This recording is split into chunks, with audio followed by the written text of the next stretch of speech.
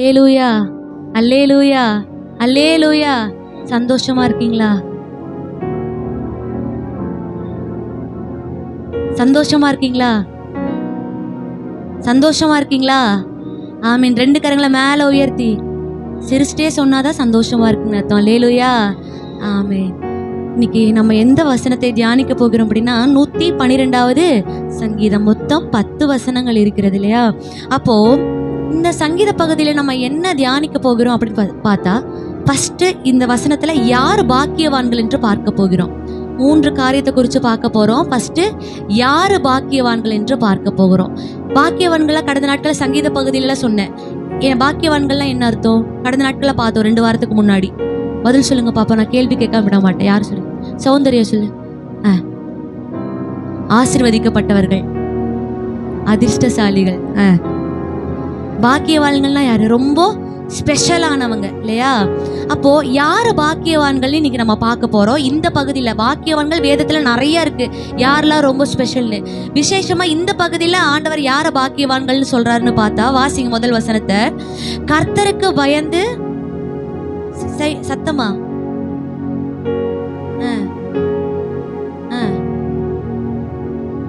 கர்த்தருக்கு பயப்படுகிற மனுஷன் முதல்ல பாக்கியவான்.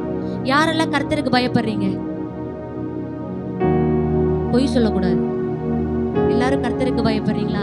பயம்னா பலவிதமான பயங்கள் வரும். ஏற்கனவே நம்ம யூத் மீட்டிங்ல பார்த்திருக்கோம். ஒரு மேம் அசைன்மெண்ட் கொடுத்தாங்கன்னா அதை செஞ்சு முடிக்கலைன்னா என்ன எப்படி இருக்கும்? ஒரு விதமான பயம் இருக்கும். சிக்னல்ல ஹெல்மெட் போடாம போலீஸ்காரனை பார்த்தா அது ஒரு விதமா பயமா இருக்கும். இருட்டுக்குள்ள நின்னா அது ஒரு பயமா இருக்கும். சிசிடிவி கேமரா இருக்கும்போது தப்பு செய்ய மாட்டோம். ஏன் சொல்லுங்க? அது ஒரு விதமான பயம். பயங்கள் வந்துட்டு பல விதமான பயங்கள் இருக்கு. நிறைய நேரத்துல உலக காரியத்துக்கு நிறைய விஷயத்துக்கு நம்ம பயப்படுறோம். ஆனா வானத்தையும் பூமியும் உண்டாக்கின கர்த்தருக்கு நீங்களும் நானும் பயப்படுறோமான்னு யோசிச்சு பார்க்கணும். அப்படி நம்ம பயப்படுகிறவர்களா இருந்தோம்னா, எல்லாரும் என்ன பாருங்க, அப்படி நம்ம பயப்படுகிறவர்களா இருந்தோம் அப்படின்னா நம்ம மீறுதலான காரியங்களை துணிகரமா செய்ய மாட்டோம் இல்லையா? அப்போ முதல்ல யார் பாக்கியவான்கள் அப்படின்னு பார்த்தா, கர்த்தர் என் கூட இருக்காரு, நான் அதனால இது செய்ய மாட்டேன். நம்ம நிறைய நேரத்துல ஆண்டவர் அன்புள்ளவர், அவர் கிருபையுள்ளவர், அவர் தயவுள்ளவர், அவர் நீடிய பொறுமை உள்ளவர்னு அவரை அன்பாவே பார்த்துட்டு இருக்கோம். ஒரு நாள் நியாயாதிபதியா வருவாரு, ஜட்ஜா வருவாரு. இது செஞ்சனா இதுதான் பலன் அப்படின்னு சொல்லிட்டு போயிட்டே இருப்பாரு. அதனால அவர் நம்ம நிறைய இடத்துல அன்பா இருக்கங்காட்டி சில நேரத்துல பயப்படுறதே இல்லை. ஆனா ஆண்டவர் இப்போ கிருபையின் காலம் அன்பா இருப்பாரு. இன்னி ஒரு நாட்கள் வரும், நீதிபதியே வந்து உட்காருவார். அப்போ பயப்பட்டு தானே ஆகணும். போலீஸை பார்த்தா பயப்படுறோமா? ஜட்ஜை பார்த்தா பயப்படுறோமா? அப்படிதான் ஆண்டவர் ஒரு காலம் வர போறாரு. அப்போ கர்த்தருக்கு பயப்படுகிறவர்களாய் நம்ம இருக்கணும். அப்படி கர்த்தருக்கு பயப்படுகிறவர்களா இருந்தா நம்ம யாரு? பாக்கியவான்கள். அதே வசனத்தை அடுத்த வரி, அவருடைய கட்டளைகளில் மிகவும் பிரியமா இருக்கிற மனுஷன் பாக்கியவான். ஃபர்ஸ்ட் புரியாதவன் நல்லா புரிஞ்சுக்கோங்க. கேள்வி கேட்பேன். கர்த்தருடைய கட்டளைகளை பிரியமா இருக்கிறதுனா என்ன? நேசிக்கிறது, லவ் பண்றது இல்லையா? அப்ப கர்த்தருடைய கட்டளைகளை நேசிக்கிறவங்க யாருன்னா பாக்கியவான்களாமா. நீங்க நாளும் கர்த்தர் போடுற ரூல்ஸ நேசிக்கிறீங்களா? கர்த்தர் எத்தனை ரூல்ஸ் போட்டிருக்காரு? சரி, ஓகே. இப்போ ஒரு சிக்னல் இருக்கு. இப்போ வந்துட்டு சிக்னல்ல எத்தனை மொத்தம் 3 லைட் தெரியுமா? Red, orange, yellow. Red colour light போட்டாங்கன்னு வச்சுக்கோங்க, இல்ல நான் போக தான் செய்வேன் போன என்ன ஆகும்? சாக வேண்டியதான் போய் இல்லையா? அதே போலதான் நீங்க எப்போ கர்த்தரோடைய, ஆனா சில பேர் பாருங்களேன், அந்த ரூல்ஸை கரெக்டா ஃபாலோ பண்ணுவாங்க. இல்ல இந்த மாதிரி போனா பிரச்சனை ஆகும், இந்த மாதிரி போனா விபத்து நடக்கும், இந்த மாதிரி போனா ஆபத்து நடக்கும்னு சொல்லிட்டு சில பேர் உண்மையா நேசிச்சு ஃபாலோ பண்றவங்க இருக்காங்க. சில பேர் வேண்டா வெறுப்பா ஃபாலோ பண்றவங்க இருக்காங்க இல்லையா? அப்போ நீங்களும் நானும் அதே அப்படியே ஆவிக்குரிய காரியத்துக்கு வந்துருங்க. ஆண்டவர் கொடுக்குற ரூல்ஸை கரெக்டா ஃபாலோ பண்ணீங்கன்னு வச்சுக்கோங்களேன், அவர் போடுற கட்டளைகளை கரெக்டா அவர் நேசிச்சு கரெக்டா நீங்க சொல்றது கரெக்டா தான், நான் கண்டிப்பா ஃபாலோ பண்றேன்னு ஃபாலோ பண்ணுங்க. உங்களை போல எங்களை போல பாக்கியம் உள்ள ஜனங்கள் வேற யாரும் இல்ல. அடுத்த வசனம் பாருங்களேன், 5வது வசனம், இறங்கி கடன் கொடுத்து தன் காரியங்களை நியாயமானபடி நடப்பிக்கிற மனுஷன் பாக்கியவான். அடுத்த யாரு பாக்கியவானாமா? இரக்கம் உள்ளவர்கள் பாக்கியவான்கள். எத்தனை பேர் இரக்கம் உள்ளவர்களா இருக்கீங்க?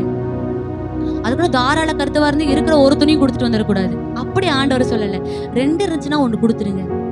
ஒருத்தங்க இங்க 5 பேருக்கு சேர்த்து 4 பேர் இருக்கீங்க, ஆனா கொஞ்சம் எக்ஸ்ட்ரா சமைச்சிருக்கீங்கன்னா ஒரு வாய் யாருக்காவது சாப்பாடு கொடுத்துருங்க. இரக்கம் உள்ளவர்களா இருந்தீங்கன்னு வச்சுக்கோங்களேன், உங்களை போல நம்மளை போல ஒரு அதிர்ஷ்டசாலி இந்த உலகத்துல யாருமே இருக்க மாட்டாங்க. அப்ப 3 காரியங்கள் பாக்கியவான்களை குறிச்சு பாக்குறோம். என்னது? ஃபர்ஸ்ட் கர்த்தருக்கு பயப்படுகிறவர்கள். எல்லாருமே சொல்லணும். அனு சொல்லுங்க 2வது வார்த்தை. கர்த்தருக்கு பயப்படணும். கட்டளைகளே பிரியமா இருக்கணும். மூணாவது இரக்கம் உள்ளவர்களா இருக்கணும். இப்பதான் நம்ம தியானிக்கவே போறோம். இப்போ இவங்கெல்லாம் யாரு? கர்த்தருக்கு பயப்படுகிற மனுஷர், கர்த்தருக்கு கீழ்ப்படுகிற மனுஷர்கள், அப்படித்தானே பாக்குறோம். அடுத்த ரெண்டாவது, இப்போ கர்த்தருக்கு பயப்படுகிற மனுஷர்களுக்கு கர்த்தர் கொடுக்கிற ஆசீர்வாதத்தை இப்ப நம்ம பார்க்க போறோம் இல்லையா? பாக்கியவான்களுக்கு கர்த்தர் கொடுக்கிற ஆசீர்வாதத்தை இப்ப நம்ம பார்க்க போறோம். 2, 3, 4 வசனங்களை வாசிக்கலாம். அவன் சந்ததி பூமியில் பலத்திற்கும், செம்மையானவர்களின் வம்சம் ஆசீர்வதிக்கப்படும். ஆஸ்தியும் ஐஸ்வர்யமும் அவன் வீட்டில் இருக்கும். அவனுடைய நீதி என்றென்றைக்கும் நிற்கும். செம்மையானவர்களுக்கு இருளிலே வெளிச்சம் உதிக்கும். அவன் இரக்கமும் மன உருக்கமும் நீதியும் உள்ளவன். கர்த்தர் கொடுக்கிற ஆசீர்வாதம் அதுல பாருங்க, ஆஸ்தியும் ஐஸ்வர்யமும் அவன் வீட்டில் இருக்குமாமா இல்லையா? எத்தனை பேருக்கு எனக்கு உலக ஆசீர்வாதத்தினால ஆண்டவர் ஆசீர்வதிக்கணும்னு நினைக்கிறீங்க? ஆண்டவர் உலகத்துல என்ன ஆசீர்வதிக்கணும்னு சொல்றாங்க, கை தூக்குங்க. அட ஆசை இல்லையா? பொய் சொல்லாதீங்க. அது வாங்கணும், இது வாங்கணும், அந்த பக்கத்து வீட்டுக்காரி அது வாங்கிட்டா நம்ம இது வாங்கணும், வருதா இல்லையா? எல்லாருக்குமே ஒரு ஆசை இருக்கு இல்லையா? ஆனா நம்மளுக்கு முக்கியமா பிரதானமா ஒரு ஆசை இருக்கணும். என்ன தெரியுமா?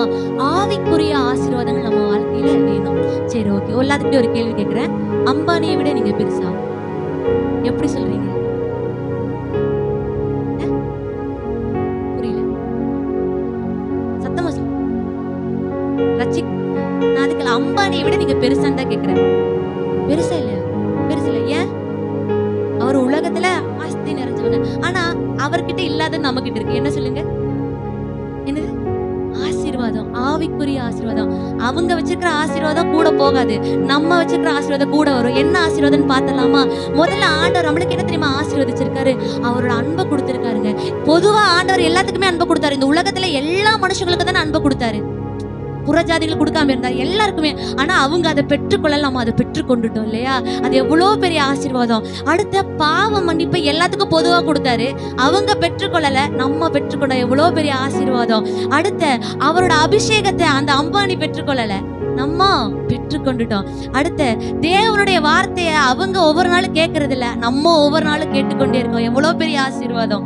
அடுத்த அவருடைய அனுதினம் உறவாடிட்டே இருக்கும். பாத்தீங்களா? எப்பவுமே இடை பேசிட்டே இருக்கும். காலையில எந்திரிச்சா ஏசப்பா நன்றியப்பா, நைட்டு தூங்கும் போது நீங்க என்ன பாதுகாத்தீங்க நன்றியப்பா, உறவாடிட்டே இருக்கமா, அது எவ்வளவு பெரிய ஆசீர்வாதம். அடுத்த ஊழியம் இல்லையா? ஊழியக்காரங்க மட்டும்தான் ஊழியம் செய்யறோமா? எத்தனை பேர் சுவிசேஷ ஊழியம் அழகா செஞ்சுட்டு இருக்கீங்க இந்த நாட்கள, எவ்வளவு அழகா. ஆனா அந்த ஆசீர்வாதம் அந்த செல்வந்தருக்கு கிடைக்கல, நம்மளுக்கு ஆண்டவர் கொடுத்திருக்கார். அப்போ இந்த உலகத்துல ஒரு ஆசைப்படுங்க, உலகத்துல ஒருவேளை ஆசீர்வாதத்தை கொடுத்தா வாங்கிருங்க. முதலாவது தேவனுடைய ராஜ்யத்தையும் அவருடைய நீதியும் தேடுங்கள், அப்பொழுது இதுகளெல்லாம் கூட. நம்ம தேடும் போது உலக ஆசீர்வாதத்தை கண்டிப்பா ஏசப்பா தருவா, தரமாட்டான்னு சொல்ல. ஆனா அதை விட நம்ம எதை தெரியுமா வாஞ்சிக்கணும்? ஆவிக்குரிய ஆசீர்வாதத்தை தேடுகிறவர்களாய் நம்ம இருக்க வேணும். அப்படிப்பட்ட ஆசீர்வாதத்தால ஆண்டவர் நிரப்புவேன்னு சொல்லியிருக்காரு. அல்லேலூயா, அல்லேலூயா. அடுத்த 6வது வசனம், அவன் என்றென்றைக்கும் அசைக்கப்படாதிருப்பான், நீதிமான் நித்திய கீர்த்தி. நித்திய கீர்த்தி உள்ளவன்னா என்ன அர்த்தம்? நித்திய கீர்த்தினா என்னது? எப்பவுமே மாறாத ஒரு புகழ ஆண்டவர் தருவார். எப்படி தெரியுமா? இப்போ அப்துல் கலாம் எடுத்துக்கோங்க. அவர் யாரு? ஒரு சயின்டிஸ்ட் இல்லையா? இனி நிறைய யார் யாரு கின்னஸ் ரெக்கார்ட் படிச்சவங்க எத்தனையோ பேர் இருக்காங்க. ஆனா அந்த கின்னஸ் ரெக்கார்ட்ல அந்த பேர் எழுதியிருக்கு, அது எப்பவுமே நிரந்தரமா இருக்குமா? கண்டிப்பா எனக்கு அது கண்டிப்பா அது ஒரு நாள் அழிஞ்சு போகும். ஆனா நீதிமான்களுடைய பேர் எப்பவுமே அழியாது. அவன் நித்திய கீர்த்தி உள்ளவனா. நித்திய கீர்த்தி உள்ளவனா என்ன அர்த்தம் தெரியுமா? எப்பவுமே அவங்க பேரு அழிக்கவே படாது. இந்த உலகத்துல நிறைய பேர் வந்துட்டு நல்லா அழகுள்ளவர்களா இருந்தா கின்னஸ் ரெக்கார்டு எழுதுறாங்க. ரொம்ப ஹைட்டா பிறந்துட்டா அவனை கின்னஸ், ரொம்ப ஷார்ட்டா பிறந்துட்டா அவனை எழுதுறாங்க.